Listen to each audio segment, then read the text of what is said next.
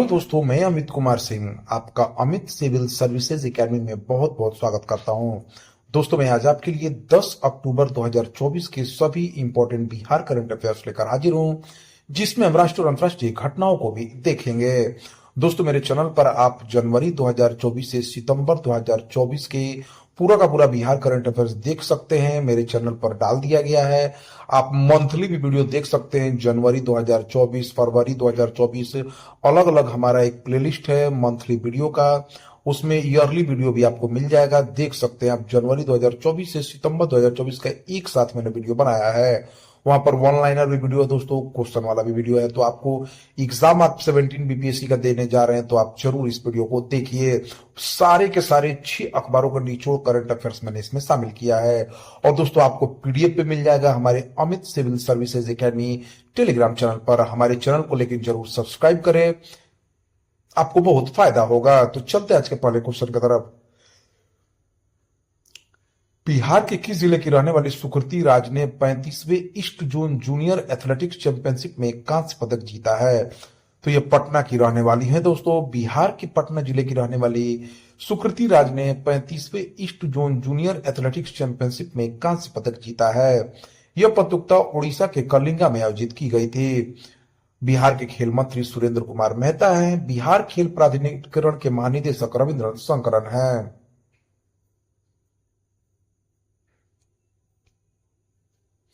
दूसरे क्वेश्चन की तरफ। बिहार के किस जिले के रहने वाले मनोज दुबे रेलवे वित्त निगम के अध्यक्ष बने हैं? तो दोस्तों, भोजपुर जिले के रहने वाले हैं। भारतीय रेलवे वित्त निगम, जो रेल मंत्रालय के अधीन एक मिनी रत्न सार्वजनिक उपक्रम है, ने मनोज कुमार दुबे को अपना नया अध्यक्ष एवं प्रबंध निदेशक मुख्य कार्यकारी नियुक्त किया है। यह बिहार के लिए गौरव की बात है कि मनोज कुमार दुबे को आईआरएफसी का अध्यक्ष एवं प्रबंध निदेशक और मुख्य कार्यकारी अधिकारी नियुक्त किया गया है। दोस्तों, ये बिहार के भोजपुर जिले के आरा मुफसिल के सलेमपुर गांव के रहने वाले हैं। दोस्तों, रेलवे की बात हुई है तो आपको बताना चाहूंगा कि रेलवे के जो मंत्री हैं, भारत के रेलवे मंत्री, वो अश्वनी वैष्णव हैं और रेलवे बोर्ड के नए अध्यक्ष सतीश कुमार बनाए गए हैं।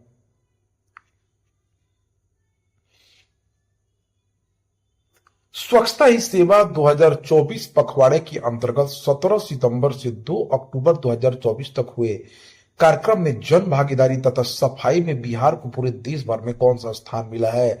देखिए दोस्तों, स्वच्छता पखवाड़े के अंतर्गत देश भर में सफाई अभियान चलाया गया था। उसके तहत जो है बिहार पहले स्थान पर आया है जन भागीदारी और सफाई के मामले में।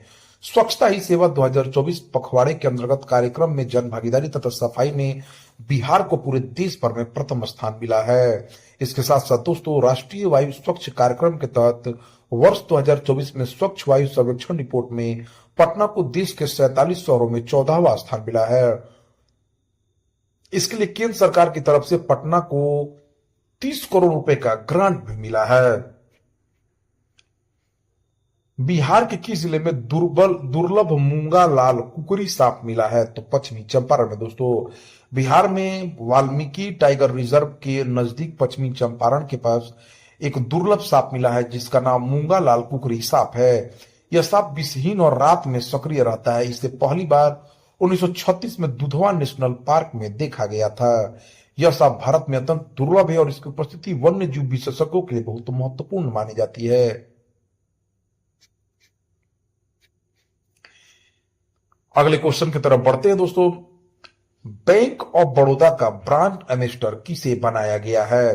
तो देखिए दोस्तों, सचिन तेंदुलकर को बैंक ऑफ बड़ौदा ने महान क्रिकेट खिलाड़ी सचिन तेंदुलकर को अपना ब्रांड एम्बेसडर बनाया है। प्ले द मास्टर स्ट्रोक अभियान के तहत बैंक ग्राहकों को आर्थिक लक्ष्यों को प्रेरित करने के लिए यह अभियान बनाया गया है। इसके अलावा बॉब मास्टर स्ट्रोक बचत बैंक खाता बैंक ऑफ बड़ौदा ने दिग्गज क्रिकेटर सचिन तेंदुलकर को बनाया है। 9 अक्टूबर 2024 को प्रसिद्ध उद्योगपति रतन टाटा का निधन हो गया। उन्हें कब पद्म पुरस्कार से सम्मानित किया गया है? तो 2008 में। रतन टाटा दोस्तों 86 वर्ष के थे। इनका जन्म 28 दिसंबर 1937 को हुआ था। निधन 9 अक्टूबर 2024 को हुआ। दिग्गज उद्योगपति और टाटा सन्स के चेयरमैन रतन टाटा का बुधवार यानी 86 वर्ष की अवस्था में निधन हो गया। 9 अक्टूबर को टाटा सन्स के चेयरमैन यह मार्च 1991 में बने थे। टाटा समूह की कुल आय 1991 में 10,000 करोड़ से बढ़कर 2011-12 में $100 मिलियन हो गई है।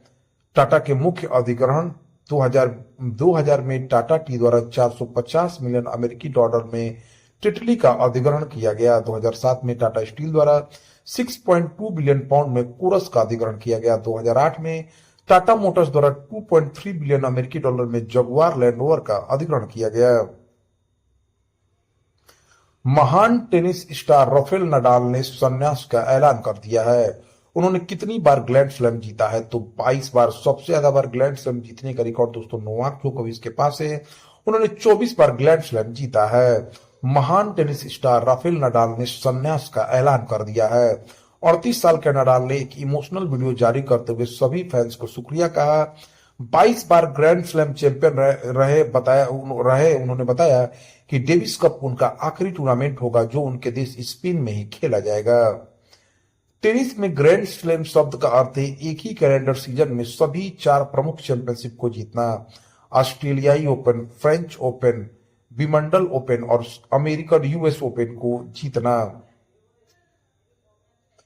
किस देश की लेखिका हान कांग को 2024 का साहित्य का नोबेल पुरस्कार मिला है? तो दोस्तों दक्षिण कोरियाई लेखक हान कांग को 2024 का साहित्य का नोबेल पुरस्कार दिया गया है। यह पुरस्कार उन्हें गहन काव्यात्मक गद्य के लिए दिया गया है जो ऐतिहासिक आघातों का सामना करता है और मानव जीवन को नाजुकता को उजागर करता है। नोबेल पुरस्कार स्वीडिश एकेडमी द्वारा दिया जाता है। इसकी कीमत 11 मिलियन स्वीडिश यानी 1.1 मिलियन डॉलर है। नोबेल कमेटी ने हान कांग की नोबेल ग्रीक लेसन की खास तौर पर चर्चा की है। हान कांग नोबेल प्राइज जीतने वाली 18वीं पहली कोरियाई महिला हैं। 18वीं और पहली कोरियाई महिला हैं। इससे पहले उन्होंने 2016 में उपन्यास द वेजिटेरियन के लिए मैन बुक इंटरनेशनल प्राइज भी जीता था। इस उपन्यास ने उन्हें अंतर्राष्ट्रीय स्तर पर पहचान दिलाई थी। Royal Swedish academy of sciences ने साल 2024 के केमिस्ट्री को नोबेल प्राइज की भी घोषणा कर दी है। यह अवार्ड आधा डेविड बेकर को और दूसरा आधा संयुक्त रूप से डेनिस हसाबिन और जैन एम जम्पर को दिया गया है। उन्होंने प्रोटीन साइंस के क्षेत्र में अहम योगदान दिया है। डेविड बेकर अमेरिका के रहने वाले हैं। डेविड बेकर और जॉन जम्पर अमेरिका के हैं और डेनिस हसाबिस ब्रिटिश वैज्ञानिक हैं। इन्होंने प्रोटीन की कम्प्यूटेशनल डिजाइन और उसके स्ट्रक्चर को समझने में मदद करने वाले एआई मॉडल बनाने के लिए सम्मान दिया गया है। भौतिकी का नोबेल पुरस्कार के लिए जॉन जे हॉपफील्ड और जेफरी ई हिंटन के नाम की घोषणा की गई है। जॉन हॉपफील्ड और जेफरी हिंटन को मशीन लर्निंग को सक्षम बनाने वाली खोजों के लिए भौतिकी का नोबेल पुरस्कार दिया गया है। इसके साथ साथ दोस्तों चिकित्सा का भी नोबेल पुरस्कारों की घोषणा हो गई है। 2024 के मेडिसिन का नोबेल प्राइज विक्टर एम्ब्रोज और गेरी रूगन को मिला है। उन्हें prize micro RNA ribonucleic acid की खोज के लिए दिया गया है। माइक्रो आरएनए से पता चलता है कि शरीर में कोशिकाएं कैसे बनती है और काम करती हैं। दोनों जीन वैज्ञानिकों ने 1993 में माइक्रो आरएनए की खोज की थी। दक्षिण कोरिया की राजधानी सियोल है। वहां के प्रधानमंत्री हान डक्सू हैं और मुद्रा दक्षिण कोरियाई वान है। खनन मंत्रालय की हालिया जारी रिपोर्ट के अनुसार एल्युमिनियम उत्पादन में भारत विश्व भर में किस स्थान पर है? तो दूसरे स्थान पर। खनन मंत्रालय की हालिया जारी रिपोर्ट के अनुसार एल्युमिनियम उत्पादन में भारत विश्व भर में दूसरे स्थान पर है। रिफाइंड कॉपर के मामले में भारत चौथे स्थान पर है। भारत इस्पात उत्पादन में एक वैश्विक ताकत व चीन के बाद विश्व में इस्पात का दूसरा सबसे बड़ा ताकतवर उत्पादक बनकर उभरा है। भारत के प्रमुख इस्पातक उत्पादक राज्यों में उड़ीसा अग्रणी है। 8 अक्टूबर 2024 को इंडियन एयरफोर्स 92वीं वर्षगांठ के अवसर पर कहां पर एयर शो का आयोजन किया गया है? तो चेन्नई में दोस्तों। भारतीय वायुसेना आज 8 अक्टूबर 2024 को अपना स्थापना दिवस मना रही है। वर्ष 1932 को स्थापित हुई इंडियन एयरफोर्स इस साल 92वीं वर्षगांठ सेलिब्रेट कर रही है। इस मौके पर चेन्नई स्थित तांबरम बेस में परेड और अन्य एयर शो आयोजित किए जा रहे हैं। इस साल की थीम है भारतीय वायुसेना सक्षम, सशक्त और आत्मनिर्भर। भारतीय वायुसेना अपने आदर्श वाक्य नभ स्पृशम दीप्तम के साथ कार्य करती है। भारतीय वायुसेना दुनिया की चौथी सबसे बड़ी वायुसेना में शुमार है। भारतीय नौसेना प्रमुख एडमिरल दिनेश त्रिपाठी है। भारतीय वायुसेना प्रमुख air chief marshal Amarpreet Singh है। भारतीय थल सेना प्रमुख उपेंद्र द्विवेदी हैं। तमिलनाडु के मुख्यमंत्री M.K. स्टालिन है। तमिलनाडु के राज्यपाल रविंद्रनाथ रवि हैं। किस देश के वैज्ञानिकों ने स्टेम सेल प्रत्यारोपण से दुनिया में पहली बार टाइप 1 डायबिटीज का पूर्ण उपचार किया है? तो चीन ने दोस्तों, चीनी वैज्ञानिकों ने मूल कोशिका प्रत्यारोपण के माध्यम से टाइप 1 मधुमेह के एक पुराने रोगी को ठीक करने का दावा किया है। वैज्ञानिकों के मुताबिक इस प्रक्रिया में रोगी से पहले ही कोशिकाएं लेकर उसमें रासायनिक रूप से कुछ बदलाव किए जाते हैं, फिर से मरीज की बॉडी में वापस प्रत्यारोपित किया जाता है। खराब लाइफस्टाइल और खान पान के चलते डायबिटीज के मरीजों की संख्या में तेजी से इजाफा हो रहा है। इसे गंभीर और क्रोनिक बीमारियों में से माना जाता है। आमतौर पर डायबिटीज दो प्रकार के होते हैं, टाइप 1 और टाइप 2। टाइप 1 डायबिटीज स्थिति में रोगियों के अग्नाशय में इंसुलिन का प्रोडक्शन नहीं होता है। ऐसे में इससे पीड़ित रोगियों को जीवन भर इंसुलिन लेते रहने की आवश्यकता होती है। वही टाइप 2 डायबिटीज लाइफ स्टाइल और खान पान को कंट्रोल किया जा सकता है। अब टाइप 1 डायबिटीज के इलाज को लेकर एक अच्छी खबर आ रही है। चीनी वैज्ञानिकों ने मूल कोशिका प्रत्यारोपण के माध्यम से टाइप 1 डायबिटीज के एक पुराने रोगी को ठीक करने का दावा किया और इसे विश्व भर अपनी तरह का पहला मामला बताया गया है। चीन के प्रधानमंत्री ली कीयांग हैं। चीन के राष्ट्रपति शी जिनपिंग हैं। आसियान भारत समिट में भाग लेने पीएम मोदी 10 अक्टूबर को किस देश गए हैं? तो लाओस गए हैं दोस्तों। पीएम मोदी 10 अक्टूबर को 2 दिन की यात्रा पर लाओस पहुंचे हैं। इस दौरान वह 21वें दक्षिण पूर्व एशियाई राष्ट्र संघ आसियान भारत शिखर सम्मेलन में भाग लेंगे।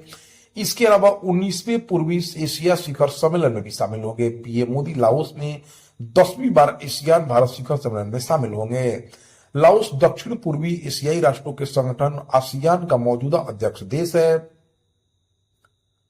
लाओस इस साल आसियान भारत शिखर सम्मेलन और ईस्ट एशिया शिखर सम्मेलन की मेजबानी कर रहा है। लाओस के प्रधानमंत्री सोनाक्षी सिफानडोन ने पीएम मोदी को न्योता दिया था।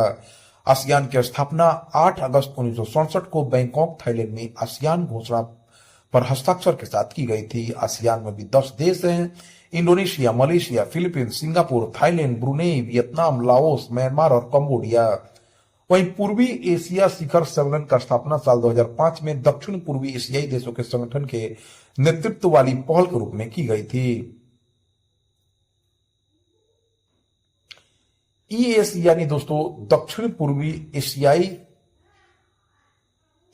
हिंद प्रशांत क्षेत्र में एकमात्र नेतृत्व करने वाला मंच है। ईएस का पहला शिखर सम्मेलन 14 दिसंबर 2005 को कुआलालंपुर मलेशिया में हुआ था। ईएस के अभी 18 सदस्य हैं। 10 आसियान देश Brunei, Cambodia, Indonesia, Laos, Malaysia, Myanmar, Philippines, Singapore, Thailand, Vietnam के साथ साथ ऑस्ट्रेलिया, चीन, भारत, जापान, न्यूजीलैंड, कोरिया गणराज्य, रूस और संयुक्त राज्य अमेरिका भी इसमें शामिल हैं। T20 इंटरनेशनल क्रिकेट में 2000 रन बनाने वाली सबसे कम उम्र की खिलाड़ी दोस्तों शेफाली वर्मा बनी है। 9 अक्टूबर 2024 को शेफाली वर्मा महिला T20 इंटरनेशनल क्रिकेट में 2000 रन बनाने वाली सबसे कम उम्र की खिलाड़ी बनी है। उन्होंने महिला T20 विश्व कप 2024 के दौरान श्रीलंका के खिलाफ मैच के दौरान ये उपलब्धि हासिल की है। बीसीसीआई प्रमुख रोजर बिन्नी है। आईसीसी प्रमुख जय शाह हैं। 38वें राष्ट्रीय खेलों का आयोजन किस राज्य में किया जाएगा? तो दोस्तों देवनागरी उत्तराखंड में। राष्ट्रीय खेलों के 38वें संस्करण का आयोजन 28 जनवरी से 14 फरवरी 2025 तक उत्तराखंड में किया जाएगा। भारतीय ओलंपिक संघ की अध्यक्ष पीटी उषा इस सिलसिले में उत्तराखंड के सीएम पुष्कर सिंह धामी से मिली थी। कार्यक्रम को आईओई महासभा से मंजूरी मिलना बाकी है, जिसकी बैठक 25 अक्टूबर 2024 को होने वाली है। उत्तराखंड के मुख्यमंत्री पुष्कर सिंह धामी है। उत्तराखंड के राज्यपाल कर्नल गुरमीत सिंह हैं। पीएम मोदी ने हाल ही में इंडियन इंस्टीट्यूट ऑफ स्किल्स का उद्घाटन कहां किया है? तो मुंबई में। पीएम मोदी ने वीडियो कॉन्फ्रेंस के जरिए महाराष्ट्र में 7600 करोड़ से अधिक की लागत वाली विभिन्न विकास परियोजनाओं की आधारशिला रखी है। साथ ही पीएम मोदी ने मुंबई में इंडियन इंस्टीट्यूट ऑफ स्किल्स का भी उद्घाटन किया। महाराष्ट्र के मुख्यमंत्री एकनाथ शिंदे हैं। महाराष्ट्र के राज्यपाल सीपी राधाकृष्णन हैं। राष्ट्रीय समुद्री विरासत परिषद की स्थापना किस राज्य में की जाएगी? तो दोस्तों गुजरात में। भारत की समृद्ध समुद्री विरासत को संरक्षित करने के उद्देश्य से गुजरात के लोथल में राष्ट्रीय समुद्री विरासत परिसर के विकास को केंद्रीय मंजूरी मिल गई है। मोदी की अध्यक्षता में केंद्रीय मंत्रिमंडल ने इसकी मंजूरी दी है। गुजरात के मुख्यमंत्री भूपेंद्र भाई पटेल हैं। गुजरात के राज्यपाल आचार्य देवव्रत हैं। केंद्र सरकार ने 1953 में किस देश में गठित वैश्विक इस्लामी कट्टरपंथी समूह हिज्ब उत तहरीर को प्रतिबंधित संगठन घोषित कर दिया है? तो यरूशलेम में दोस्तों। केंद्र सरकार ने 1953 में यरूशलेम में गठित वैश्विक इस्लामी कट्टरपंथी समूह हिज्ब उत तहरीर को प्रतिबंधित संगठन घोषित किया है। इसके साथ ही सरकार ने कहा है कि इस इस्लामी कट्टरपंथी समूह का उद्देश्य इस्लामिक राज्य की स्थापना करना है। एचयूटी कई सोशल मीडिया प्लेटफॉर्म सुरक्षित ऐप का उपयोग करके और भोले भाले युवाओं को आतंकवादी कृत्यों में शामिल होने के लिए प्रोत्साहित करने के लिए दबाव बैठकें आयोजित करके आतंकवाद को बढ़ावा दे रहा है। तो दोस्तों यह रहा आपका 10 अक्टूबर 2024 का सभी इंपॉर्टेंट करंट अफेयर्स, राष्ट्रीय और अंतर्राष्ट्रीय घटनाओं के साथ। ऐसे ही वीडियो प्राप्त करने के लिए आप हमारे चैनल से जुड़ जाए। Thank you for watching my video.